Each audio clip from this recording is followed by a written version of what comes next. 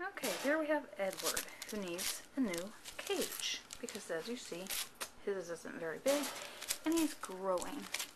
So, I'm going to actually make one out of a wire cubicle thing, along with some tie straps and some wood. And let's see how we can do with that.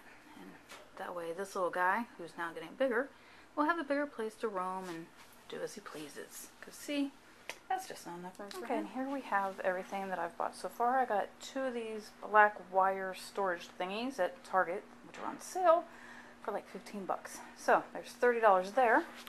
And as you see, I already have the first level kind of put together. Just using little tie straps here. And I'm slowly getting to the corner where I'm going to crisscross those. And that's going to be one side of his new cage, which will be about 58 inches long by 30. So that way this little guy has more room to run and do whatever he wants. Here we are, we're taking the little tie straps and we're just connecting the panels, like so. Simple enough, takes 2 seconds, and just do a couple of them down the length of the grid. When we get to the corners though, we're going to take the bigger tie straps and crisscross, but I'm only doing one right now, and then I'll come back and crisscross the others. Then you just keep doing this down the line all the way to the end. Okay, here we are. We're going to be working on the floor stage, the base of the rabbit cage today. We have these really nifty little 12 by 12 vinyl tile type of things. Figured it was easier to use those than to buy a whole roll, glue it, and all that garbage. So I'm going to get that, and we're going to lay those on top of the plywood base. So that's the project for this evening. When that's done, I'm going to put casters on the bottom. But as you can see, I'm working in an apartment with very limited space. So this rabbit cage has taken over like every little bit of space in this place. And then of course we have Chico over there who's jealous because he has that itty bitty little house, and yet the rabbit has this big base for a house. So off to, oh, Chico's actually doing something. Anyhow, back to the rabbit cage. I'm off to lay the tiles. Okay, here we have, I've gotten most of the vinyl down on the plywood for the floor, but I still had to cut 5 of these little squares. I had intended on using my paper cutter.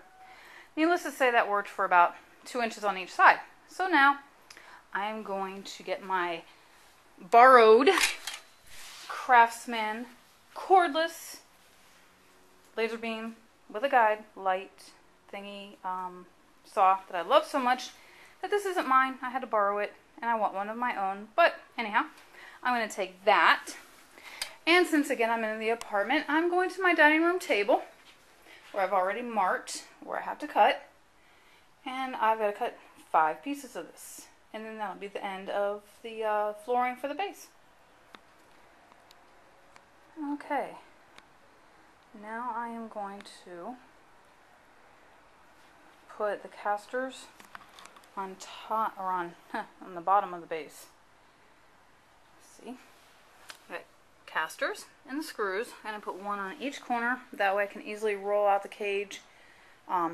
Convenient if you need to move it, or if you're moving, because hopefully I will not be in an apartment forever, so I'll have to move, and this will make it a lot easier.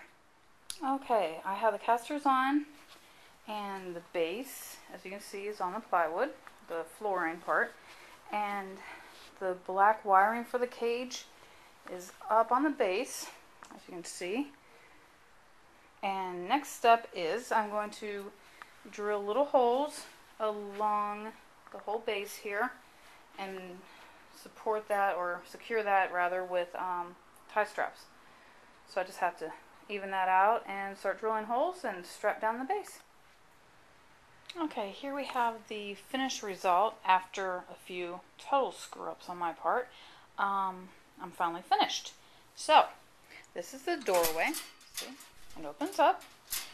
And this is the ramp area. One platform leading up to the carpeted platform. And then Edward's little bed area will be in there. His litter box.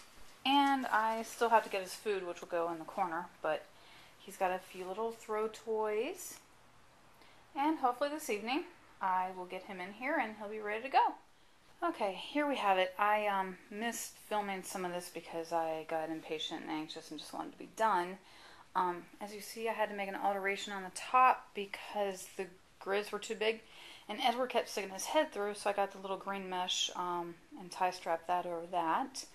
We have the shelf in, which is basically just little legs that are tie strapped to the cage and some carpeting put over it. And then there's another shelf here, which again, the legs are tie strapped in the back. And there's a platform, or a little ramp type of thing. It's covered with a bamboo cotton placemat that I happen to have, and it was too slippery for Edward to go straight up it without sliding backwards. So I hot glue gunned that, and that's pretty much it. There's hinges underneath there, so the ramp can be adjustable depending on how high you want it. And I have to still figure out something to do with his food because, as you can see, it goes everywhere, including all over the carpet. So, but I did put the cage on wheels so it moves easily. See?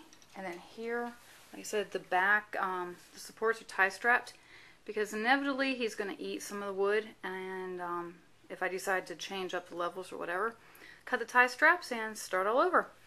So, there you have it. The cage is done. Edward's happy. He's got all kinds of room.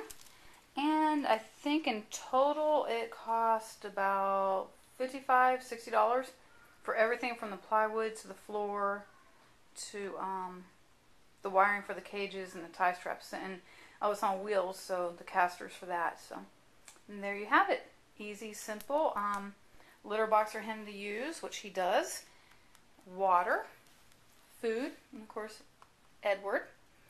And then his little ramp, and there's a ramp there that goes up to that section, and then his little bed area, and he hides back there so you can see some of his toys.